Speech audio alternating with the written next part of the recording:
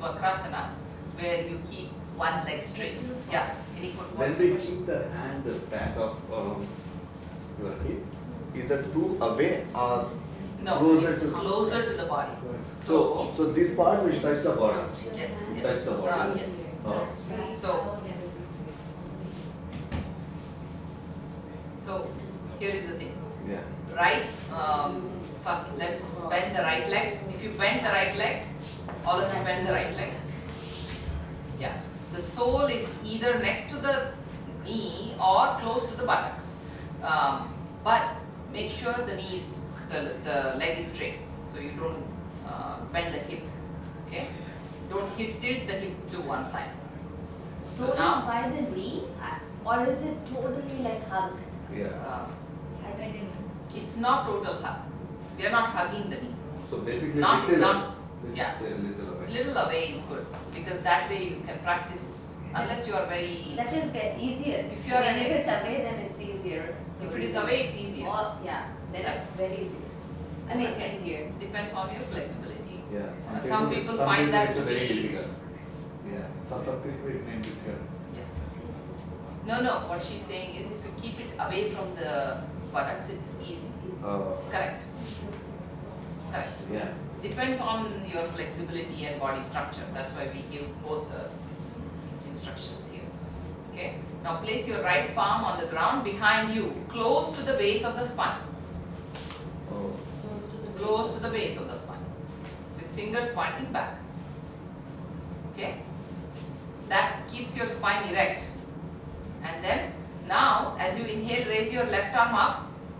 And as you exhale, lower the left arm and place the left elbow on the outside of the right knee. Left elbow on the outside of the left knee. Then On the right, outside of the right. Yeah. So then lengthen your spine and then twist from the base to the right. Okay. Now turn your head to the right, look over the right shoulder, open the right shoulder actively, push the right shoulder away. Now gently unwind from the twist by releasing your left arm, right arm, straighten your right leg, and come to Tadasana. Okay. Any issues? Try it. Just simply go to the final pose on the other side, please. I cannot see you twisted only on one side. Go ahead, practice the other side.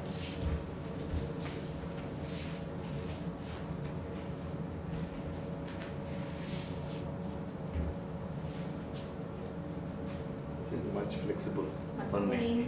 Comfortable in Yeah, Inhale and exhale. So you should feel comfortable in this position. Right. Yeah. I So feel much. inhale, raise the arm, and exhale, and Yeah. lower So the arm. when we hold this Inhale, exhale. ankle, also helps so do we need to a push lot. this? Yes. In Automatically. case you are actually leaning back, come, spine should be little more straight. Yeah, okay. You're okay, Priya? Okay. All right, come to the sthiti.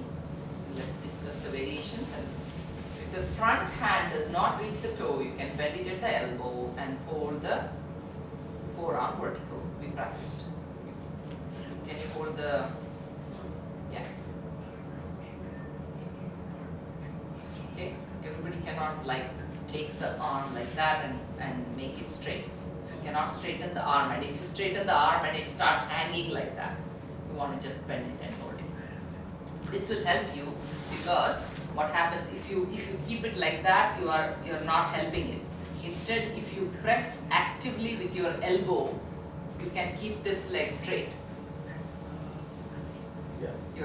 Your bent leg knee can be straight vertical like this. Otherwise, your knee will be something, you are like that, right? So this will actively help you to keep it straight. Okay. Next, if you cannot cross your elbow on, some people cannot even do this, right? This is too much. So then you wrap the front of the arm around that knee. So you can also practice like this. Some simply cannot do even this, right? And just help them. This is easy. Try this.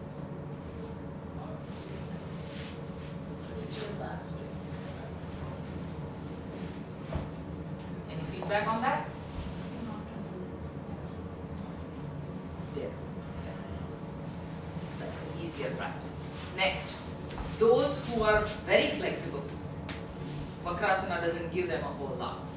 So for me, for example, doesn't give me a whole lot of twist. So what I prefer doing is this. So then your right leg, right foot is crossed across the left knee. Instead of here, Yeah, it will be here. yeah. Right. No, you're What are you doing? opposite. Other side. No, That it's is fine. fine. This leg here and you turn that. Oh. Yeah. Yes. It's very easy version. Easy version. Okay. So for a deeper twist, So- you may place the right foot across the left knee, outside of the thumb. Simply you can hold the Hold. hand. But make sure to sit on both sit bones. So you don't want to be tilting like that when you do that. That should be golden. Mm. Because tendency is to move on one. Yeah, tendencies to move on. So if you are, yeah, just by taking the right foot across the left knee does not mean that you become, you get an advanced pose, because if you are, if by doing that you are compromising the pose, then you are not helping it. Yeah. Okay. Okay. So now awareness on the twisted spine and the compression in the abdomen. A nice twist in the spine and in the abdomen. Twist is always a good thing for all the organs to get Stimulated. stimulated. Yes. So visceral organs. These are called visceral. Viscera is a bag, the abdominal bag within which all these organs are. So visceral organs is what they call it. So when you twist your abdomen, all the organs are nicely twisted. It's like taking a towel and squeezing. So it helps blood circulation. It constricts first, and then when you release, a lot of blood flows into them, right? So this is a good exercise for the organs. We exercise at the muscular level. Here in yoga, we exercise at the organ level also, which is a great thing. Okay. And while coming out, the time, the same, like as I said, right? Just twist and you come out and then be aware of what's happening inside the abdominal organs. You will feel a nice rush of fresh prana into them.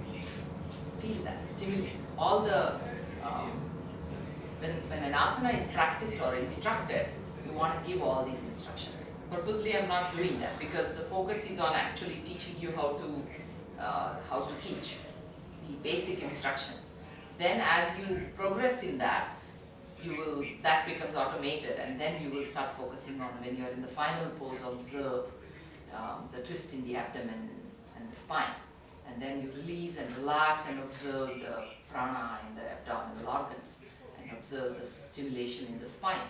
These are some of the instructions you want to give in the final pose. And any contraindications you want to give in the beginning. Any benefits you want to give at the end. So we'll come to that. Right now, I simply did not want to bring a lot of complicated stuff. There's a lot to learn, and in a good class, you will be able to flow with all these things. You will say, here, let's start with this, and these are the contraindications. If any of you have these, then you may want to be exercising caution, and then you begin and give the final pose. Then you say, observe the twist in the spine and the compression in the abdomen, and then you come out of the final pose, and then you see, feel the prana in your abdominal organs, nice rush of blood circulation into the abdominal organs. Just feels so good to come out and do that. We'll do that once this basic teaching is done. Okay? Then, what are the benefits?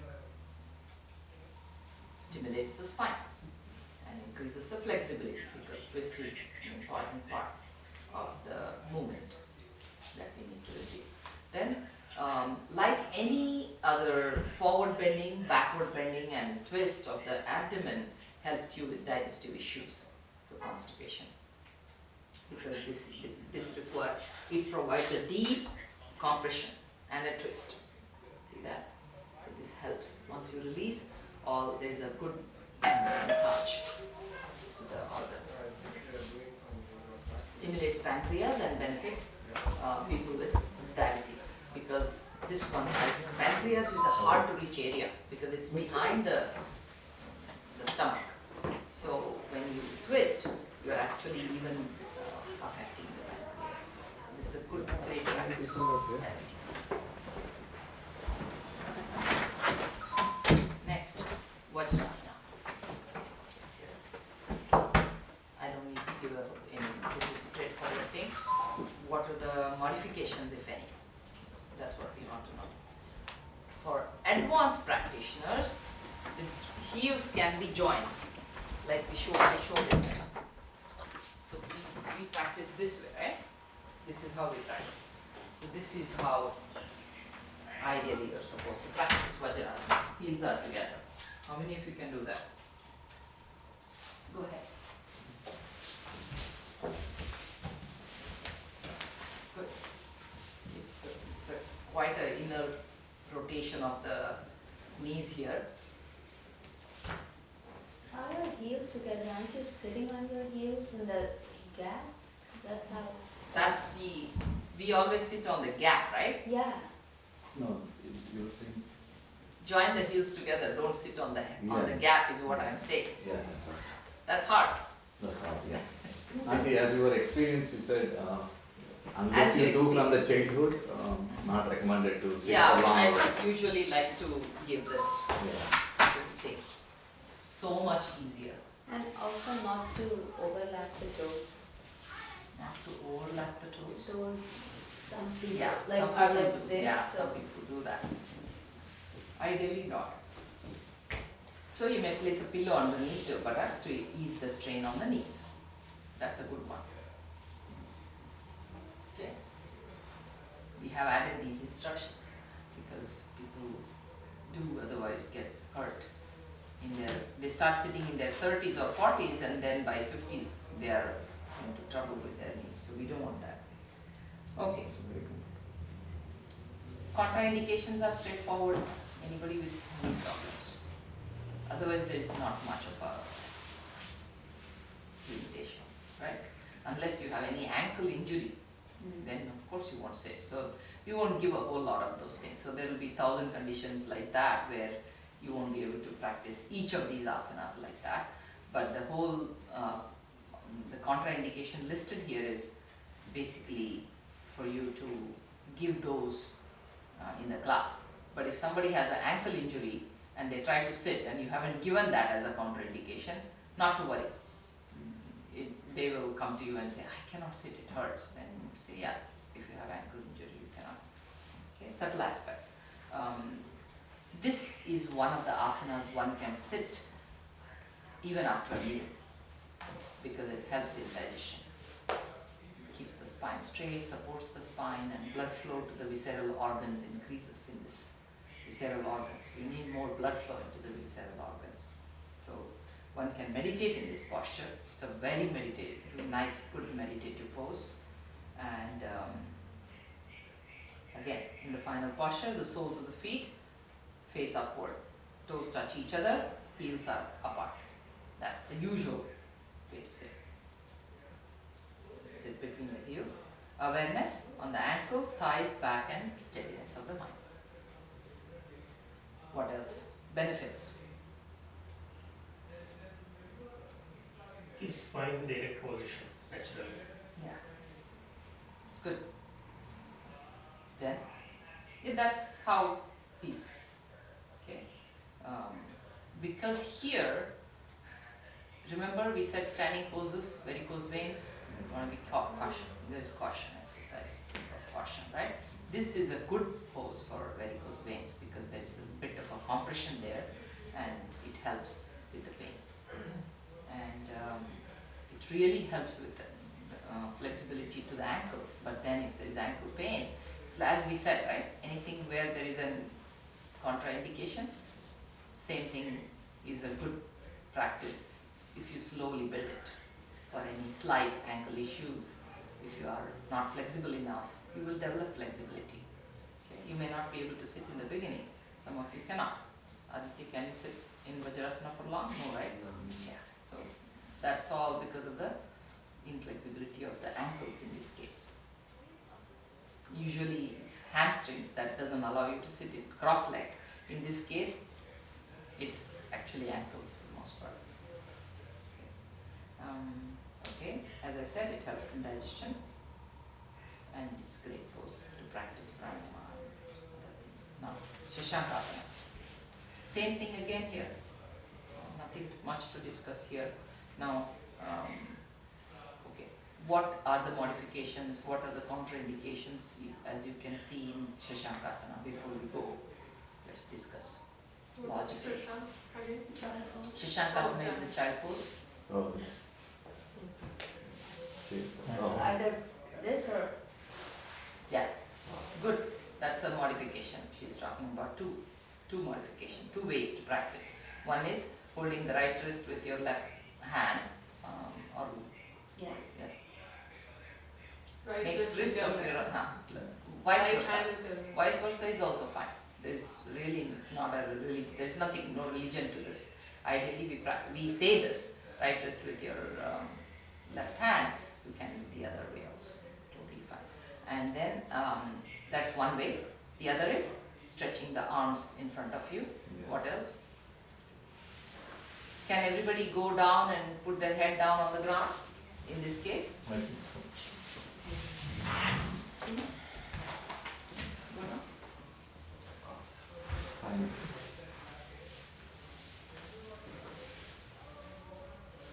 Yeah. I see somebody, so people are already modifying the practice. I see that. Shailesh has his knees apart. What else is going on there? Toes are okay. Yeah. Okay. There are two ways to modify this. One is what Shailesh did. Go down, Shailesh.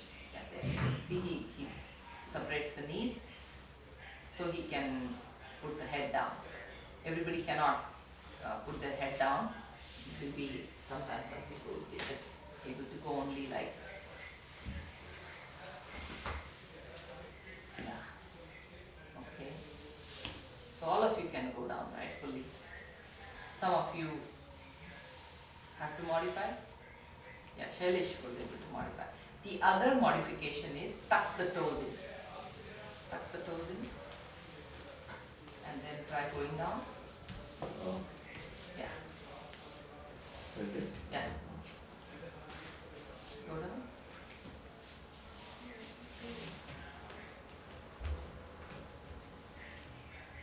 Yeah, keep the knees together.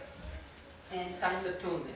and the hips should Hips be ideally on- have to be on the heels, but if they come off, that's fine. They come off, what can you do? Ideally, not. Yeah, I really don't. Yeah. Yeah, okay. Now, without tucking the toes in, practice regular, go down. Do the hips come off the toes, off the heels? You're fine, you're fine, you're fine. Okay. Good. So here too, again, knees, make sure there are no huge knee issues. Knees can be placed slightly wider apart if forehead does not touch the ground. And then we don't want to mention, so we can start it. Subtle points. What are the points of awareness? Ankles, right, thighs, back, and once again, extremely good for calming down the mind. This is excellent for kids also. ADHD, autism spectrum kids. You want to bring them and calm them down. You want to put them on Shashankasana. It's written. I'm just simply giving instructions. And just some of the benefits, I hope, but I'm not sure. No. No, but if once we get the manual, it's good to know. No, this is manual. This is manual. We are Yeah. not giving all the therapy. That's like therapy. So we don't mention every case in which it's used in case of people with disorders. Yeah, That's therapy. right. I And mean, just a this mention is- of calming the kids is a good mention. Not ADHD, I'm not saying that, but just for the kids, like, Well, it's an when you say attraction. calming down the mind, Ah. kids two good asanas for children are, one is Vrikshasana, helps them concentrate. Concentration. The other is Shashankasana Mm. and Bhramari in Shashankasana, just to make it even more, just put them down there and start giving them chanting. The other is Bhramari with eyes and ears closed, that is humming sound. So we'll come to all those things. There will be a lot that we keep spilling out from therapy aspects. Okay, so subtle points. What else? So you want to collapse your shoulders down. You don't want to hold them, and then you want the hips close to the heels. You already discussed all of that, and then release the legs slowly because there is such a bend to the knee. When you come out, you want to be careful, slowly, because otherwise there is a tendency to get injured. Yeah, over here. No, knees also. Huh. Okay, contraindications are the same, that is rheumatic problems and knee problems. And because there is a strong compression to the abdomen, if there is a very active ulcer, this is also another one which we hardly, really you don't want to mention all sorts of disorders when they come in to the class, but if you come across anybody where they already, that they have problems, then you want to just caution them or send them to one of the yoga therapists. So very severe issues, we are not I to think worry. very severe issues, it should be going to yoga therapists only. Yeah. Otherwise, Correct. That's if why they all have these. those things, then. Correct. We are giving you knowledge enough to understand that if there is a severe problem, you want to be cautious. You want to be careful. But all of these are not going to be, you don't want to enlist them when you are like starting to teach the class, saying, oh, if you have, let's practice Shashankasana. If you have severe gastric problems or if you have severe hypertension, you want to avoid this. You don't want to be saying this. But for example, you can easily say if you have knee issues, you want to be careful. That is a much more common case. And so some of the limitations you want to just understand its value and be there. Okay? Benefits. Very simple. You will easily feel that it's increasing the blood flow to the head region. It relaxes the mind. Back also, relaxes the Relaxes back. the big time. back, yes. So very relaxing pose. Stimulates the brain, calms the mind, provides flexibility to the spine, ankles, knees, elevates any breathing ailments. So here, when we say it elevates breathing ailments like asthma and stuff, it's very good for people with asthma, except that they are not practicing this during active asthma, once again, right? Yeah. So it's in asthma case also we give them initially a lot of back bend and movement of the spine and movement of the neck, and once that asthma episode starts tapering off, then you want to give them Shashankasana because it completely relaxes them and it's a shallow breath, but then it's enough actually because you're so relaxed you don't need a whole lot of breath, and that will help them survive on shallow breath, less oxygen, because now they know that they are not breathing too deep, which they are anyway not breathing too deep, and they will be fine with that. It helps them understand that they are not having to depend on always a deep breath. If the breath is not deep, what do they have to do? Relax. Relax. Not Shashankasana, not during active asthma. Oh, yeah. But what we are trying to show here is that with a smaller breath, life is not in danger as long as they are relaxed. So that awareness will help them not panic when there is a asthma attack. Asthma attack increases if you are in panicking about that. So this helps that. So how, I'm still unconscious, when in that pose, how is it helping the asthma? No, it doesn't help asthma. No, sorry, how does it help somebody? It helps them to relax when the breath is shallow. Oh, correct? Okay, so it's more in the mind. Compressed, yeah, Yeah. it's more in the mind. Compressed abdomen, compressed chest means shallow breath. Yeah. And they are like, oh God, I'm not able to breathe. I'm not able to breathe. I'm not able to breathe. And then they get into asthma, severe asthma. So this one, I'm not breathing much, but I'm fine. I'm not breathing much, but I'm fine, will be the feedback you are giving. You are giving them that, training them for handling shallow breath. That's the idea. That's just again therapy. But basically, you just have to know. The reason I'm giving all this logic is because that way you will understand benefits better. If I simply say it helps breathing problems, it helps neck pain, back pain, this. Neck pain, back pain, it's very easy to understand. But then if we talk about gastric problems, it helps with diabetes, it helps with all these endocrinology related issues, you want to know how, because otherwise it will not stick in your head. That's what. Simply giving you the logic, that's all. Okay, Padmasana. Okay, no need to practice, it's pretty straightforward in terms of how to do it. But what did you notice when you practiced Padmasana? It forces the back to be straight. Forces the back to be straight. It just simply naturally places the spine in one straight line. That's the beauty of Padmasana.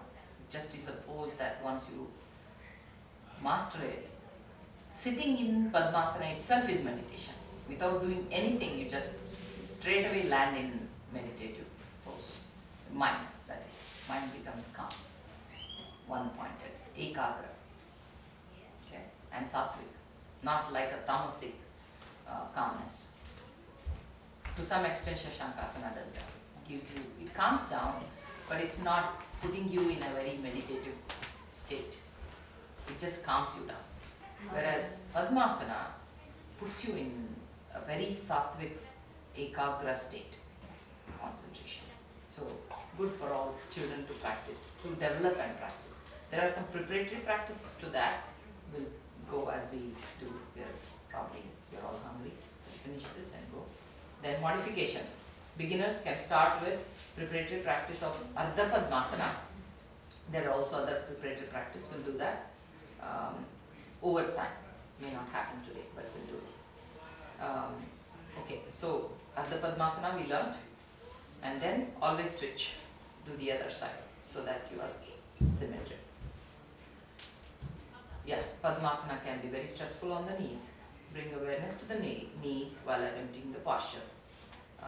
There is also some little thing to do there. I'll talk about it. You can also place a pillow on the raised Padmasana if you're in Padmasana. If one of the, let's do this. Okay, if you do this and this hangs up, right? You want to put a little pillow here so it is supported nicely. Okay, so under the raised knee. Bring awareness to the steadiness of mind again. Benefits. Everybody said that spine is kept erect. Meditators, great pose, bring stability to the mind. Sciatica, ankle and knee problems, and not recommended during pregnancy, advanced pregnancy, because there's a lot of compression that can happen in the pelvic region. You don't want to do that. Straightforward.